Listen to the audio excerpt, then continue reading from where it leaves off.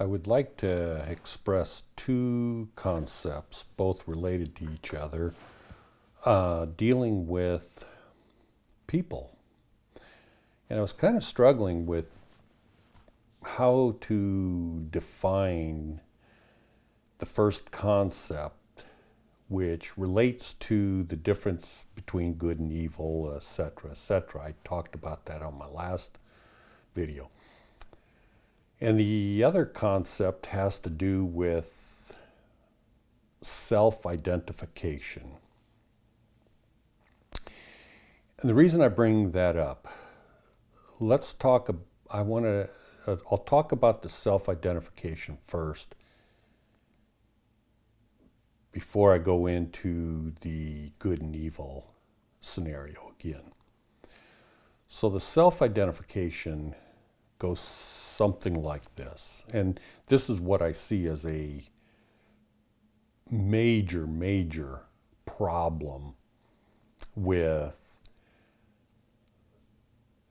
literally everyone that I've ever met in the spiritual seeking groups. You understand the word humility as it is depicted in spirituality. So that goes hand in hand with what I'm talking about too. I know I'm kind of scattered here, I'm sorry, but bear with me. So what I have noticed is people identify, I mean, this is a commonly taught concept that, especially in Western spiritual teaching, trying to adopt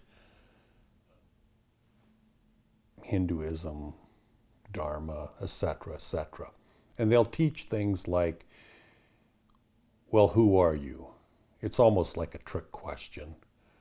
Who are you? What do you do? Well, I'm Bill, and I just happen to be a military person.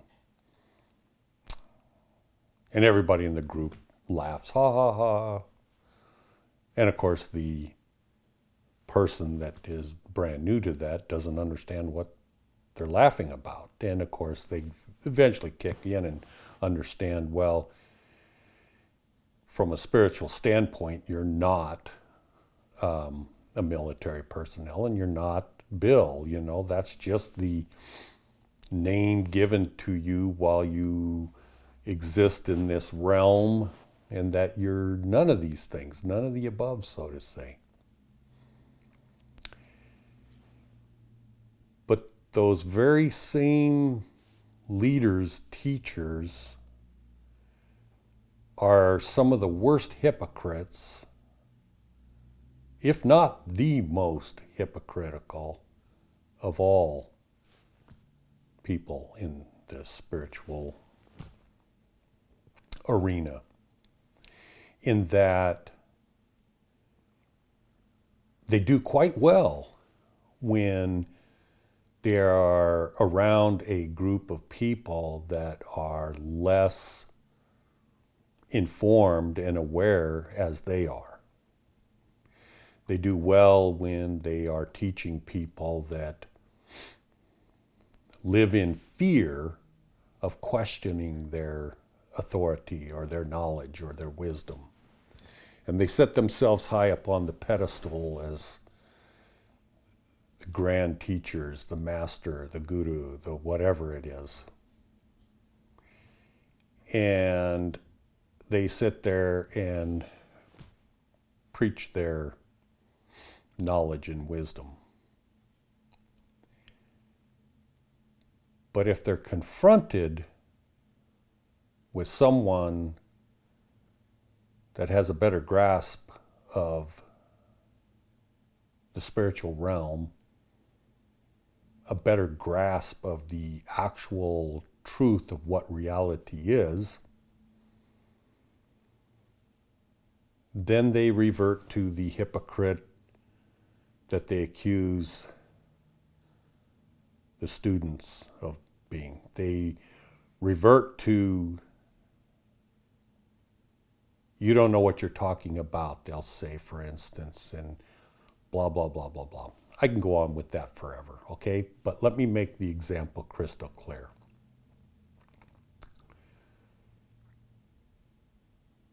It's like a person driving a Corvette car. They think they're a Corvette. I'm a Corvette. And then they get out of it and they hop in a pickup truck and they think that they are a pickup truck. Do you see where this is going? And then they get out of that pickup truck and they're born as an infant in the country of India and grow up in a family that is oriented in Buddhism or Sanatana Dharma or call it Hinduism. So they think they're a Hindu. And they spend decades studying Hinduism and the Vedas and the Bhagavad Gita and studying all the little intricacies of their culture.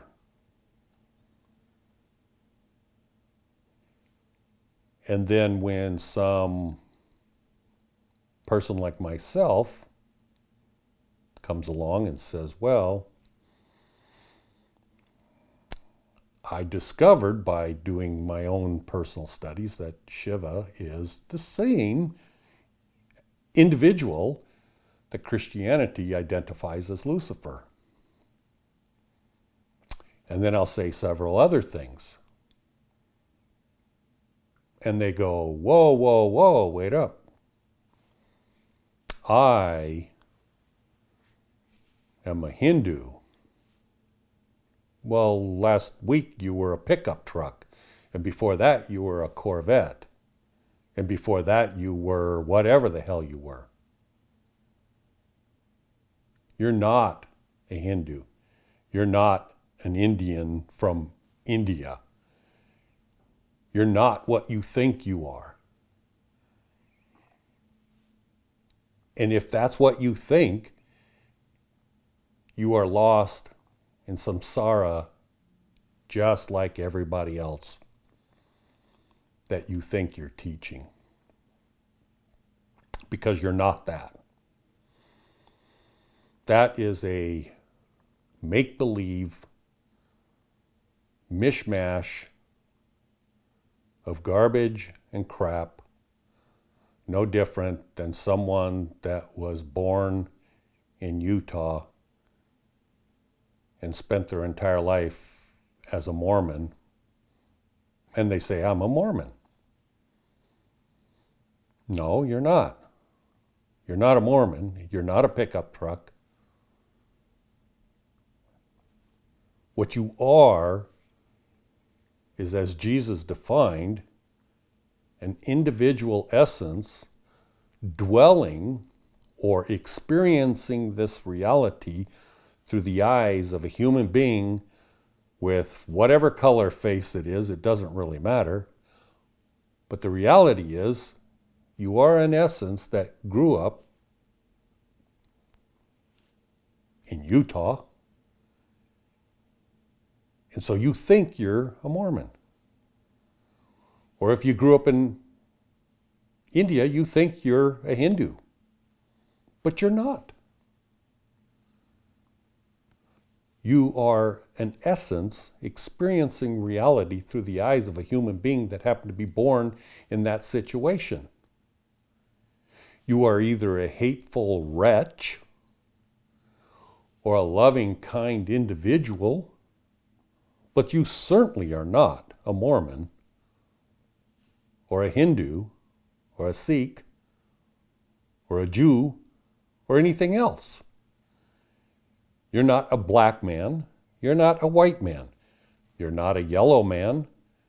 You're not a woman. What you are is, in essence, experiencing this reality through the eyes and the senses of a body that was created by God. And you think that you are the thing that is experiencing this reality, and you are not. You get caught up in these things, and then you defend these things. You attack someone because you think it's your prerogative to defend the ignorance that you were raised in. The centuries or the millennia that has been going on and on and on. And that's what you think you are. And the reality is, somebody like me could sit here and say, well, why do you think your belief in Hinduism is correct? Well, because I've studied the Vedas. Where did the Vedas get their information? Well, they got it from different gurus. How do you know? Well, because it says so in the books. Well, I don't believe those books that say that. Well, then you're an idiot, they say. Why am I an idiot? Because you don't believe them. I don't believe them because you can't prove they were written by God. They were written by man. They were perverted. They were corrupted.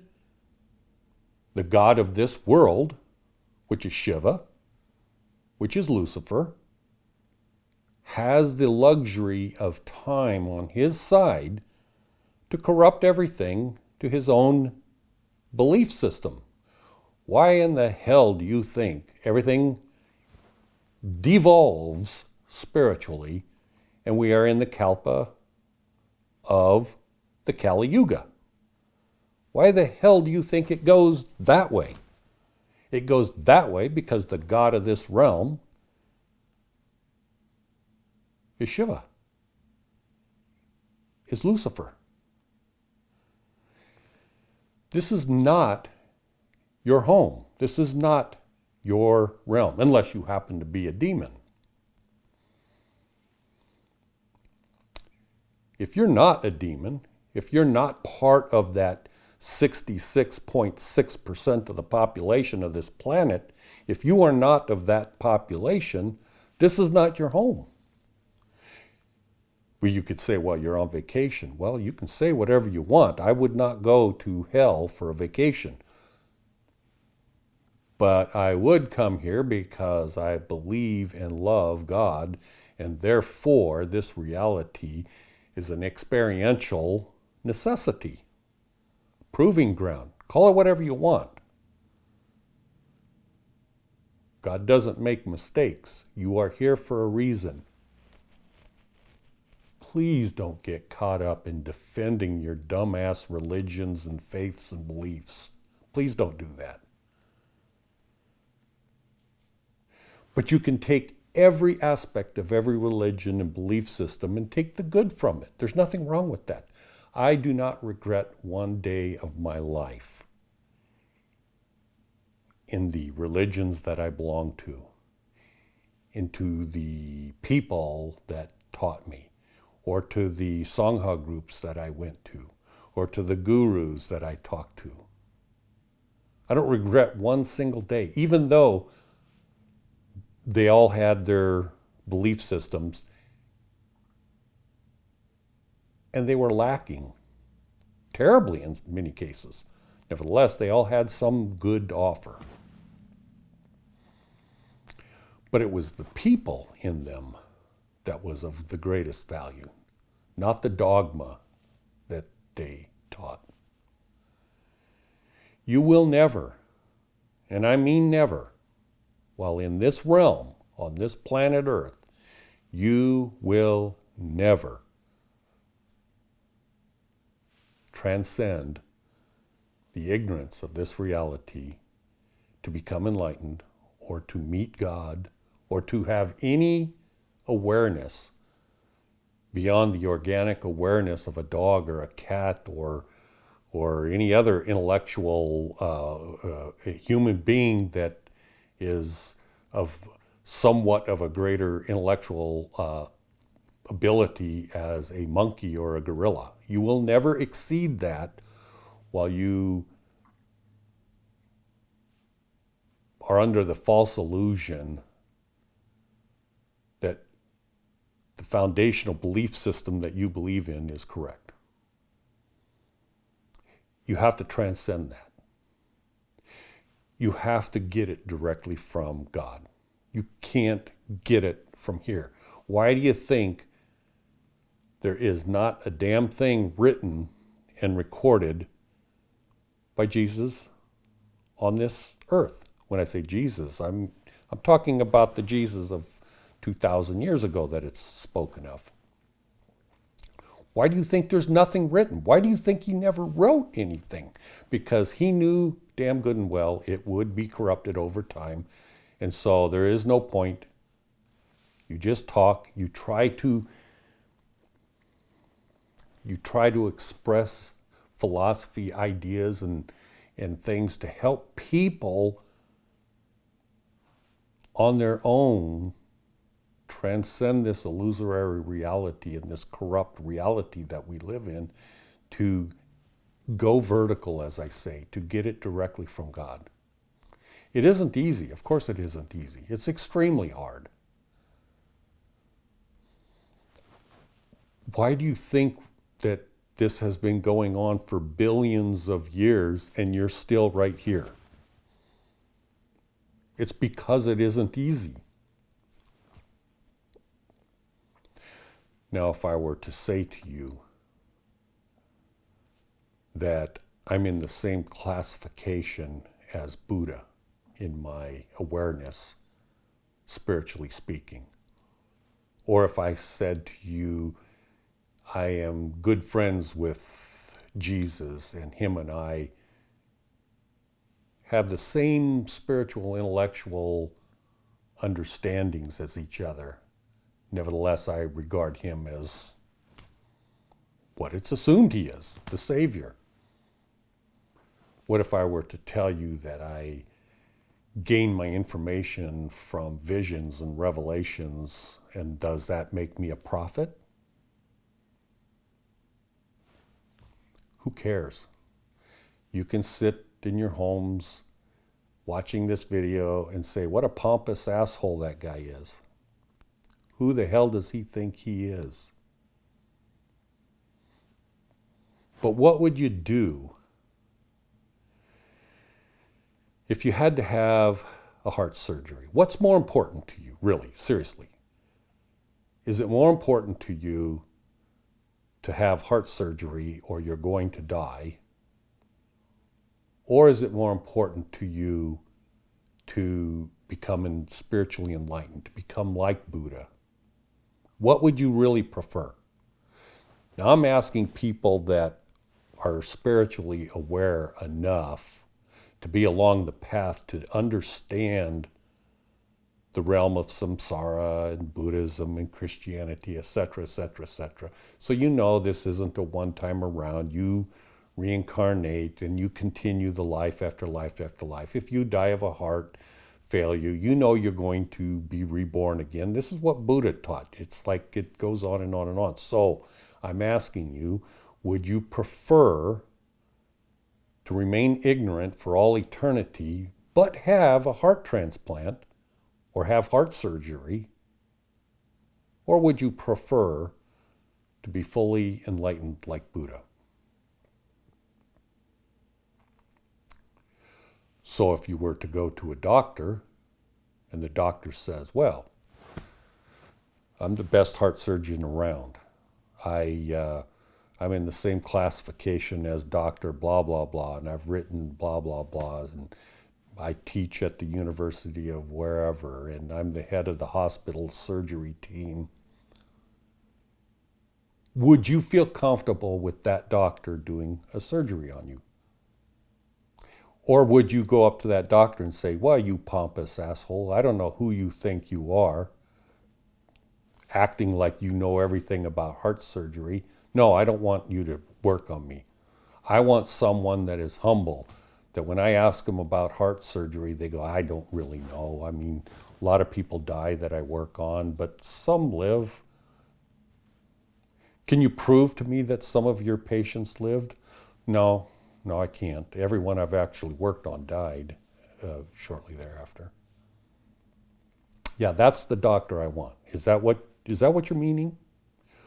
Or do you have the humility to go, you know what, I prefer a doctor that believes or says or has the credentials. The problem is the credentials of Buddha at the time were nothing. The credentials of Jesus was nothing. Where was the credentials of Jesus? He had none. So when I tell you I'm like Buddha or Jesus, that I am in the same category, but I say it with humility, because I don't think I'm better than anyone else, including you. So would you rather accuse me of all these categories of stuck on yourself, you are a narcissist or this or that or whatever? Who cares? If that makes you feel good, go for it. But at least listen to the things I teach. And experience them, try to experience them for yourself. When I tell you things, try to experience them, try to find out directly from God. Don't go to your Bibles. Don't go to your Vedas. Don't do that. If you want to do that, do it as a way of trying to develop a pathway to what I teach, rather than trying to condemn me with what I teach and what I say. If you want to condemn me, that's your prerogative too. You can use your free will to learn or to be a powerful defender of your ignorance, or a powerful defender of the religion or faith that happens to be the most predominant one in this Kali Yuga that's going to hell in a handbasket. Okay. Lastly, the other thing I wanted to cover was, it's just an analogy. And like I said, I don't really know how to put it into words, but I'll do the best I can. So now this is getting into stuff that isn't written in the Vedas, it isn't written in the Bibles, etc., etc., etc. This is new stuff that I'm teaching that I personally am aware of because I got it directly from God. So now you can sit back and say, what a pompous asshole. Who cares? I don't care. But at least listen. If you want to. Or turn the damn video off and leave me alone and get on with your life of studying your other stuff that I used to study. I studied it all. And in fact, I still do. And I think it's great. Okay, so you've spent an eternity, figuratively, prior to becoming a human being, not on this earth, but in another realm, studying at the feet of God. Mind you, God does not need other individuals to do God's work. God can do it all simultaneously. God is a multitasking, multi-purpose, whatever. So, for an eternity, you spent time at the feet of this deity, learning what reality and truth is. And then it's like, okay, well, let's test the culmination of your awareness, of your understandings, of your teachings. Let's test that out and see how well you do as a human being. And so you're born here on earth. But you can't remember this eternity prior to coming here. But just because you can't remember doesn't mean you're lacking any of your personal proclivities that were laying dormant prior to you becoming a human being. So consequently, you were never able to express a proclivity towards greed because there was no ability to fulfill greediness in the reality before this, etc., etc. So you come here and now you believe the religious and spiritual dogma that is prevalent in this realm, which is headed by a god that some would refer to as a devil, and surrounded by most of the people that are actually following this devil god.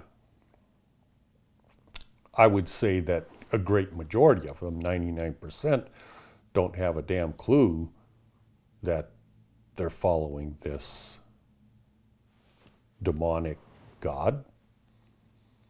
But for the same reason, there's a lot of people that don't understand that they're following God either. When I say God, I'm talking about Brahma, Vishnu, Jesus. So now you're here as a human being, and you believe the dogma from all sources. And there's a very, very all the way from passive to very aggressive teaching that there is no such thing as a devil. There is no such thing as demonic forces. Or if there is, it's very small or it's very subtle. And you go about this reality, and it's similar to, you grew up, let's say, I said being taught at the feet of God. So you grew up, it would be the same thing as growing up in the middle of a desert with very little areas that were lakes and certainly no oceans.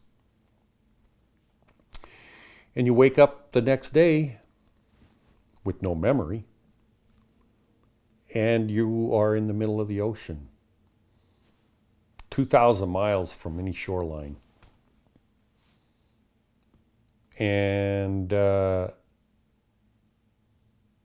maybe you're like me, and you're aware you've gotten to the enlightened state of awareness, and you go, oh my gosh, we're in the middle of an ocean. And we're not fish. And we're going to drown. I have an inner tube here to hold on to or whatever, but like, this is not a very safe place to be. This isn't my normal place. I can tell. I can't put my head under the water and breathe. I will drown. I can't feed myself very well. I mean, I guess I could catch a fish that jumps over and eat it. But eventually I need fresh water. In a very short time, I'm going to die because you can't survive. Because this isn't my environment. My environment is on land. A fish that is thrown in the middle of the desert is going to flop around and die in a very short order. Likewise, human being. But the difference being is we're all flopping around in the ocean and nobody's aware that they're going to die because they live for 100 years and then die, or they live for 50 years and die, or 30 years and die, or whatever. But in the concept of eternity, That's like less than a second. That's just like chucking the fish out on the desert floor when it's 150 degrees on the sand surface, and you chuck a fish out there, and that dang thing's going to be dead in just a few minutes. Well, that's the equivalent of being born here in this life and dying in 100 years. We're not immortal. Well, we are immortal, essentially, but these physical bodies are not, and so we exist in this reality. And I'm telling you, the most predominant and prevalent spiritual aspect of this reality is evil, is demonic. And all the religions, faiths, and teachings have all been corrupted. Christianity along with it. Now, does that mean I deride Jesus? No. Does that mean I deride Buddha? No. Does that mean I deride Krishna? No. But the religions and faiths and all the things that came about because of these individuals is indeed corrupt and evil and controlled. Every leader of every religion and faith is corrupt and evil to the core because they're interested in power, not in helping people.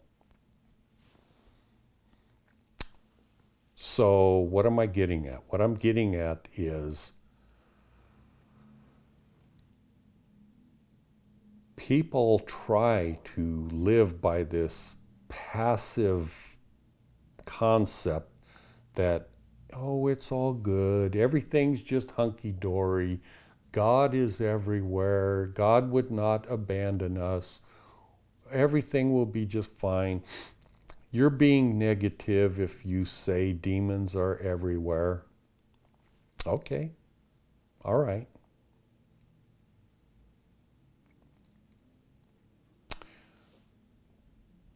But you cannot become enlightened or become one with God as an ignorant person that refuses to become aware. And I say refuse because that's exactly what's happening.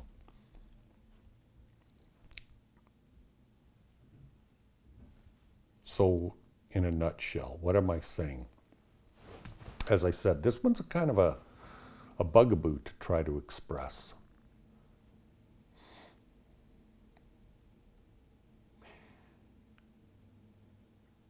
There's a core teaching of every spiritual great. Jesus, his core teaching was love. Love God, love yourself, and love your neighbor. And everything else has to be driven from that foundational core. If you cannot bring 100% of every teaching and belief, if you cannot bring it back and build upon and go back and have the essence of it as the foundation of love, if you cannot bring it back, it doesn't matter what the teaching is. If you cannot bring it back and say, oh, it stands perfectly on the foundation of love, by loving yourself, loving your neighbor, and loving God. It has to be these three simultaneously. If it can't stand on that foundation, then it's of this realm. It's evil. It's been corrupted. That's the teaching of Jesus. Buddha. What is the core foundational teaching of Buddha? And that would be, it has to sit on the foundation of everything you see in this reality and in this realm and everything, it isn't real. It's like a dream. It has no foundation in reality because it is a dream. But that doesn't mean there's no such thing as hate or love or this or that. It doesn't even mean there's no God. Buddha didn't teach about God because he didn't have any experiential contact with this God. He didn't say there was no God. He just simply didn't teach something he wasn't aware of. He focused more upon the philosophy of love based upon the reality that this physical reality is an illusion. If it doesn't rest upon that, then it isn't real, or it's corrupt. And then you go back to Krishna. What was the core teaching of Krishna? And the core teaching of Krishna was everything we do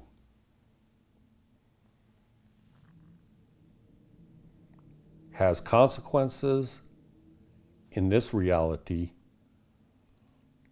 but no consequences in the eternal reality based upon the physical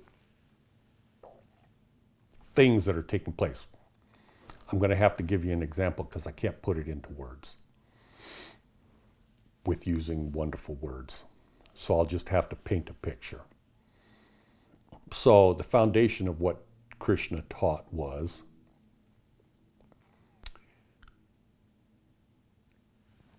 you take the most difficult concept of right and wrong, good and evil, and you go, well, as a military individual, I have to go out there and kill, annihilate 100,000 people. And the teaching would be, well, you're going to go to hell because you killed 100,000 people.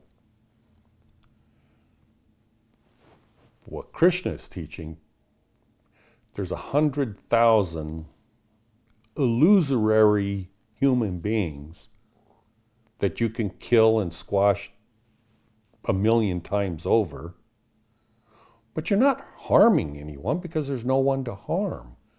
These essences, these spirits, are just experiencing reality through this physical reality just like you are. So you have a role to play, and that particular role that you have to play as Arjuna is to go out there and kill the opposition that's trying to kill you. That's your role that you have to play. You can shirk from that role and be a coward, or you can play it because it's your position in life. You grew up as a prince or a king or a leader or whatever the case may be.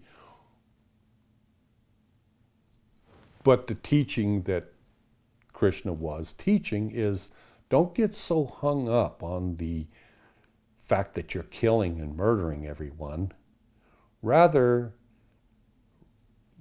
realize you didn't create this reality. You didn't create these human beings any more than you created yourself, meaning your physical self. So do what you have to do with a heart and mind of, I love God.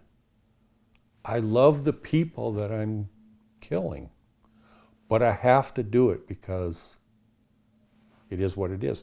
Now, if you can see a way around it and not annihilate the other people, wonderful. Try to figure it out. Do the best you can. If you gain great joy by killing people, yeah, you're a demonic, evil bastard.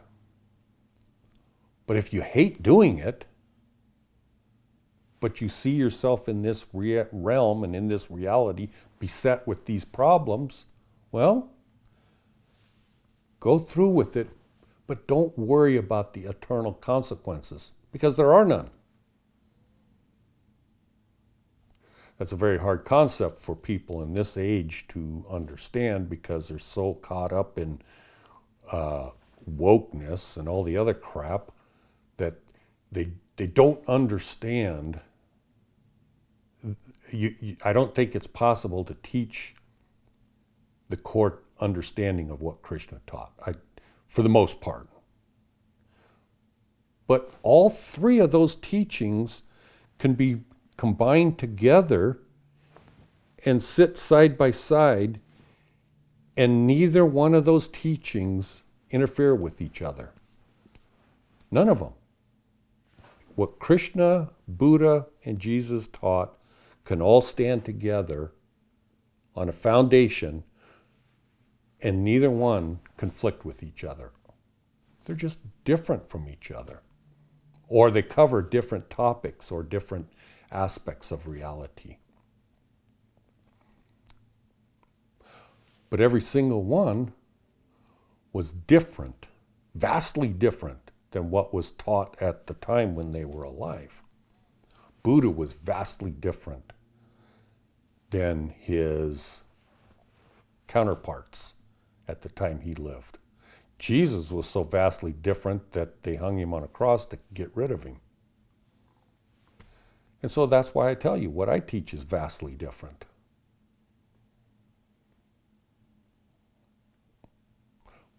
But if you don't want vastly different, then don't listen to me.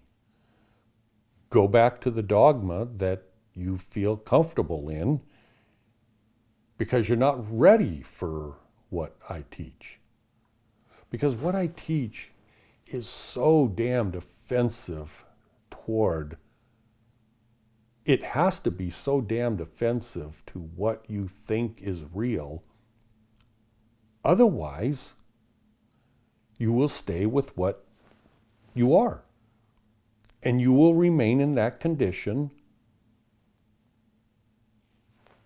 The wheel of samsara, you will continue to be born and reincarnated time after time after time after time after time,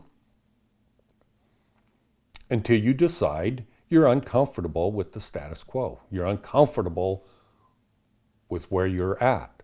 But if you're comfortable with where you're at, you're never going to change. You have to become uncomfortable with what you have before you change. So if you're comfortable, then all you do is criticize those that are different from you. So yeah, I guess that does it for today. I again thank you for watching, and please, please, please, please, please, if there's anything that I would hope that you take away from this, it's that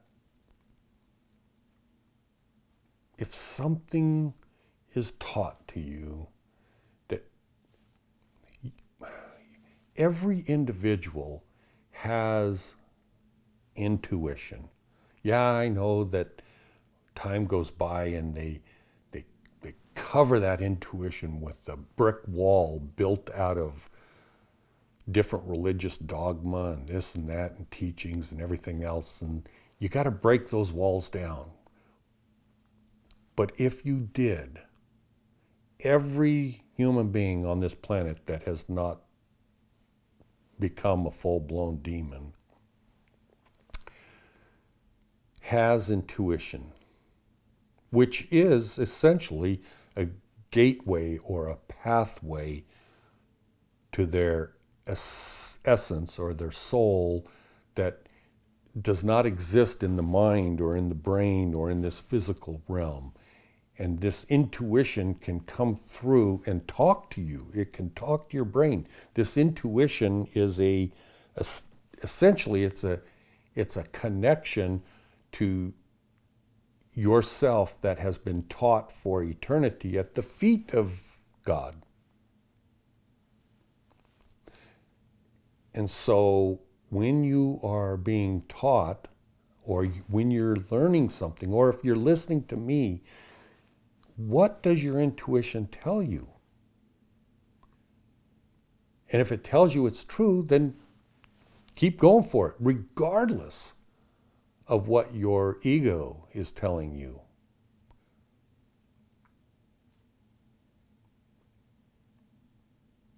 But if you are full-blown demonic, you're going to revolt against what I teach. Because you're more interested in power. And because actually people believe that power is the way to God. They're wrong. I mean, can you think of how insane it is to think that for some reason you have to defend God?